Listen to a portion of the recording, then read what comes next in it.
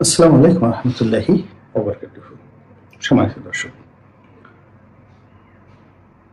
আওয়ামী লীগের সভানেত্রী শেখ হাসিনার বাসভবন অর্থাৎ তার স্বামীর বাসভবন সুধা সদন এবং তার পৈতৃক বাসভবন ৩২ নম্বরের বঙ্গবন্ধু ভবন, এই দুটো স্থাপনার ধ্বংস সাধনের পর আওয়ামী লীগের দোসর এবং আওয়ামী লীগের নেতা কর্মী হিসেবে যাদের প্রতি মানুষের রাগ এবং ক্ষোভ ছিল অনেক বেশি, তাদের সবার বাড়িতে রীতিমতো তাণ্ডব চলেছে, আক্রমণ চলেছে এবং ধ্বংসযজ্ঞ চলেছে।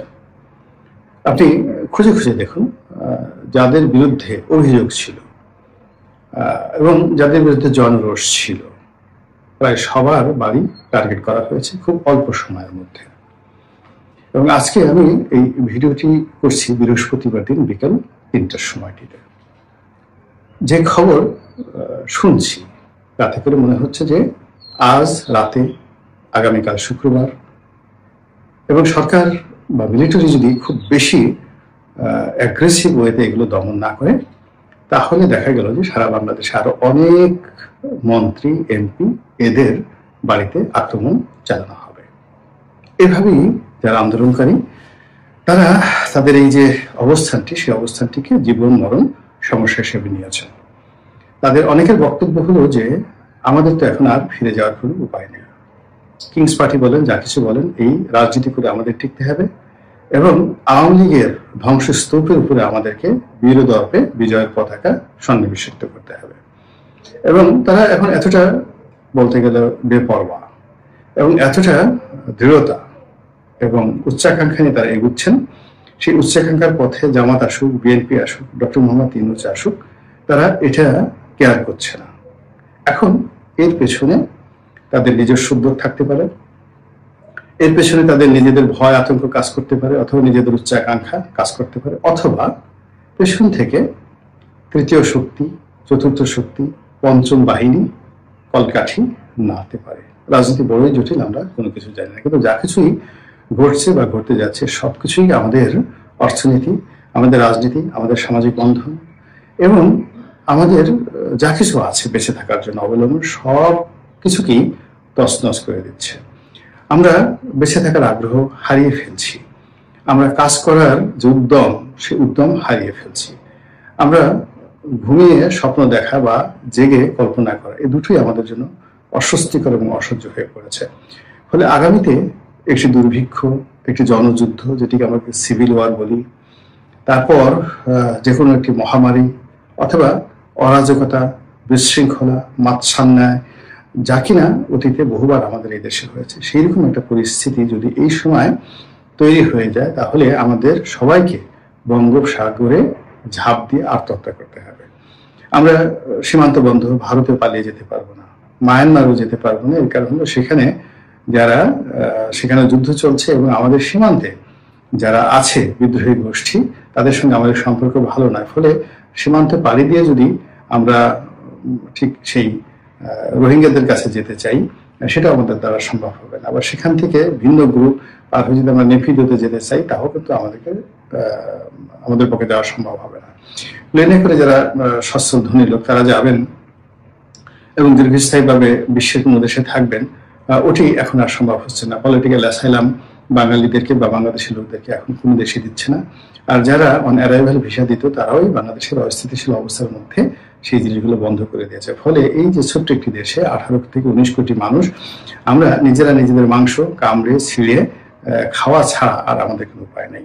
তো এইরকম একটা অস্বস্তিকর যে অবস্থা শুরু হয়েছে, তার মধ্যে কিন্তু আবার নিত্য নতুন আতঙ্ক ছড়িয়ে পড়েছে। এবং এই সময়টিতে আপনি দেখলেন যে অকল্পনীয়ভাবে যেভাবে সুধা সদন এবং ৩২ নম্বরের বাড়ি ভাঙা হলো এবং যেভাবে অন্যান্য আওয়ামী লীগ নেতাদের বাড়িতে আক্রমণ করা হলো, তাতে করে এটা থেমে থাকবে না। অবস্থা দৃষ্টি মনে হচ্ছে এটা বাড়তে থাকবে এবং ক্রমশ এটা বিস্তার লাভ করতে থাকবে। এবং আমাদের দেশের মানুষের যে অ্যাঙ্গারগুলো, সেই অ্যাঙ্গারগুলো বিশেষ করে 3টি নির্বাচনকে কেন্দ্র করে মারাত্মক অ্যাঙ্গার, এবং এই অ্যাঙ্গারকে আপনি কোনো অবস্থাতেই বন্ধ করতে পারবেন না। তো 2014, 2018 এবং 2024 এই 3টি নির্বাচনে চিন্তা করুন মানুষের অ্যাঙ্গার কাদের প্রতি।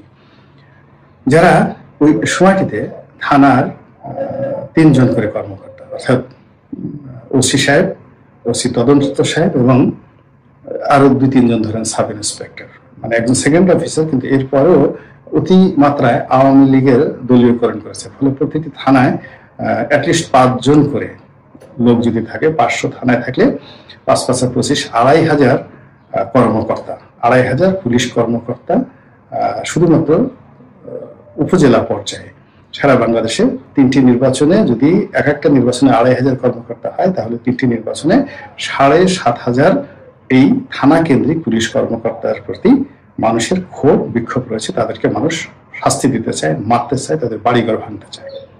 এবং এর সঙ্গে যদি আপনি জেলা ধরেন, জেলা পুলিশ, তো জেলা পুলিশের এসপি সহ, এডিশনাল এসপি সহ অন্ততপক্ষে 10 জন, তো 64টি জেলা যদি হয়, তো সেখানে আপনি 610 জন লোক আপনি রয়েছে, 64 মানে 640 জন লোক রয়েছে। এর সঙ্গে যদি আপনি মেট্রোপলিটন ধরেন, সব মিলিয়ে ধরেন 1000 এরকম জেলা এবং কেন্দ্রীয় পর্যায়ে কর্মকর্তা, এবং 3টি নির্বাচনে এরকম 3000 পুলিশ কর্মকর্তা, যারা এই 3টি নির্বাচনে আওয়ামী লীগের দোসর হিসেবে কাজ করেছে। তো আগে গেল 7500 ওসি পর্যায়ে, থানা পর্যায়ে, আর এখানে রইল 3000, তাহলে 10,500 পুলিশ কর্মকর্তা। সিভিল সার্ভিসে আপনি যদি চিন্তা করেন, একটা উপজেলাতে এসি ল্যান্ড থাকে, তারপর শেষে সেখানে টিওনো থাকে, ধরুন আরো 2-1 জন অতি উৎসাহী কর্মকর্তা থাকতে পারে, সব মিলিয়ে এখানে 5 জন ধরেন। 5 জন যদি ধরেন, তাহলে 500টি উপজেলায় 2500, ওই একই মতো 2500, 2500 3টি উপজেলাতে 3টি নির্বাচনে যেতে হয় 7500, জেলা পর্যায়ে অর্থাৎ থানা এবং সিভিল অ্যাডমিনিস্ট্রেশন হিসাব অলমোস্ট সেম, এবং সেই অর্থে এখানে 10,000, ওখানে 10,000, প্রায় 20,000 সরকারি কর্মকর্তা, যারা ওসি, তারপরে ডিসি, এসপি এবং টিওনো এই পদে কর্মরত ছিলেন। এবং ইতিমধ্যে অনেকেই রিটায়ার করেছেন, চলে গেছেন। অনেকে আছেন যারা টিওনো ছিলেন, তারা এখন জয়েন্ট সেক্রেটারি হয়ে গেছেন, যারা ডিসি ছিলেন তারা ফুল সচিব হয়ে গেছেন।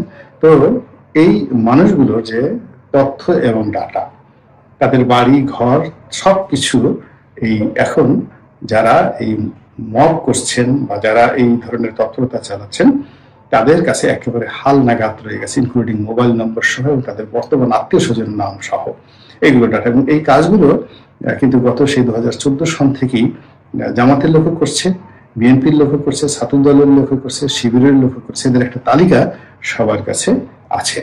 এখন এই তালিকা অনুযায়ী যদি যারা 32 নম্বর ভেঙেছেন তারা ধীরে ধীরে এগোতে থাকেন,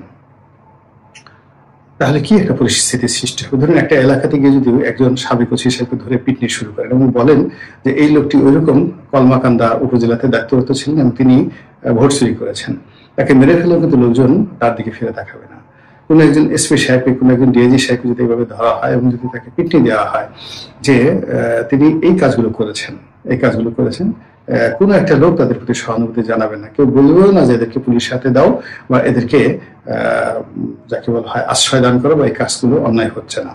তো এই জিনিসগুলো শানিত হচ্ছে। এর কারণ হলো যখন মাচ্ছান্যায় শুরু হয়ে যায় বা মব শুরু হয়ে যায়, মবের কাজই হলো, মবের সময় মানুষের বিবেক কাজ করে না, মবের সময় মানুষের মস্তিষ্ক কাজ করে, কেবলই মাত্র হাত পা নিষ্পিস করে, শরীর উসখুস করে এবং উত্তেজিত থাকে, প্রচন্ড রকম উত্তেজিত থাকে। ফলে যেহেতু এই কাজগুলো মধ্যে বন্ধ হয়ে গেছিল, প্রথমে একবার শুরু হলো, মাসখানিক মব চললো, তারপরে কিন্তু মোটামুটি বন্ধ হয়ে গিয়েছিল। কিন্তু আবার যখন এটা একেবারে পালের গোদা রুই কাতলা দিয়ে শুরু হলো, একেবারে শেখ হাসিনার বাড়ি, বঙ্গবন্ধুর বাড়ি টাচ করা যাবে না, এই বাড়িতে যদি মানে কোনো আক্রমণ চালানো হয় কিংবা এই বাড়ির দিকে যদি তাকানো হয় সারা বাংলাদেশে কিয়ামত হয়ে যাবে ইত্যাদি অনেক কিছু। কিন্তু যখন এই বাড়িটা ভাঙার পরে একটা টু শব্দ হলো না, তখন যারা এই কাজটা করেছে তাদের সাহস বেড়ে গেছে, তাদের সাহস বেড়ে গেছে। এবং ফলে তারা এই 10,000, 20,000 সিভিল সার্ভেন্ট এবং পুলিশ সার্ভেন্ট তাদেরকে যদি তারা টার্গেট করে এগোয় এবং এক একজনের কাছে যদি 1 কোটি করে টাকা থাকে, সম্পত্তি থাকে, তাহলে চিন্তা করুন 10,000 ইন্টু 1 কোটি, 10,000 কোটি টাকার এই যে সম্পত্তি সংক্রান্ত ব্যবসা বাণিজ্য, তাদেরকে ভয় দেখানো, মামলায় জড়ানো, তাদেরকে মারধর করা, এবং সেখান থেকে অ্যাটলিস্ট যদি 25% একটা বেনিফিট কেউ নিতে পারে, তাহলে অলমোস্ট 2,500 কোটি টাকার একটা বিশাল বেনিফিট। একজন মানুষ সারা জীবন জিন্দেগি কাজ করে সে 1 কোটি টাকা উপার্জন করতে পারে না, কিন্তু দেখা গেল যে এই মাসখানেক যদি এইভাবে 3টি নির্বাচনে নেবে, ওসি, ডিসি, এসপি, এদেরকে টার্গেট করে একটা কর্মকাণ্ড চালানো যায়, তাতে অন্তত 10টা লক্ষ্য অর্জন করা যাবে। প্রথমত আওয়ামী লীগকে একটা উচিত শিক্ষা দেওয়া যাবে। দ্বিতীয়ত যারা এই ধরনের কর্মকাণ্ড করেছে তাদের জন্য একটা ব্যাড সিগন্যাল, জিন্দিগিতে যেন অপর যারা এখন বর্তমান আছেন তারা এই ধরনের কর্মকাণ্ড করতে সাহসী না হন। তৃতীয়ত যে সরকারি কর্মকর্তাদের মধ্যে যে ধরনের একটা অহমিকা বোধ থাকে, শ্রেষ্ঠত্ব বোধ থাকে এবং একটা ইগোইস্টিক ভাব থাকে, নাকচু ভাব থাকে, পুরো জিনিসটা একদম মাঠে মারা পড়বে। এবং দৃশ্যটা কি দেখেন, অনেক জায়গাতে দেখছি যে পিছন থেকে লাথি মারছে, পোশাকধারী লোকজনকে আসে, দুরন্ত বেগে পালাচ্ছে, হাত পা ধরে কান্নাকাটি করছে, এবং সেই দৃশ্য বাংলাদেশে এখন কিন্তু অহরহ হয়ে গেছে। এবং এই সুদাসদন ভাঙা দিয়ে এটা শুরু হলো, বা 32 নম্বর ভাঙা দিয়ে এই জিনিসটা শুরু হলো। তো শুরুটা যেহেতু হলো, এটা শেষ হবে গিয়ে প্রান্তিক লেভেলে। এবং এই জিনিসগুলোর প্রচারণা আপনি দেখবেন যে সামাজিক মাধ্যমে ব্যাপকভাবে কিন্তু এটি প্রচার হচ্ছে, এবং সেই প্রচারের ফলে সেই যে সাবেক ডিসি, সাবেক এসপি, তাদের যে কাপড় চোপড়ের অবস্থা কি, পরিবারের অবস্থা কি, তারা কিভাবে খাচ্ছেন, কিভাবে ঘুমাচ্ছেন, কয়বেলা তারা বাথরুমে যেতে পারছেন, কয়বেলা ঘুমাতে পারছেন, এগুলো রীতিমতো মানে ডিজাস্টার। সব জায়গাতে রীতিমতো কান্নারোল শুরু হয়ে গেছে। মহান আল্লাহ রাব্বুল আলামিন আমাদেরকে অনাগত দিনের বিপদ এবং বিপত্তি থেকে রক্ষা করুন, হেফাজত করুন। আসসালামু আলাইকুম ওয়া রাহমাতুল্লাহি ওয়া বারাকাতুহু।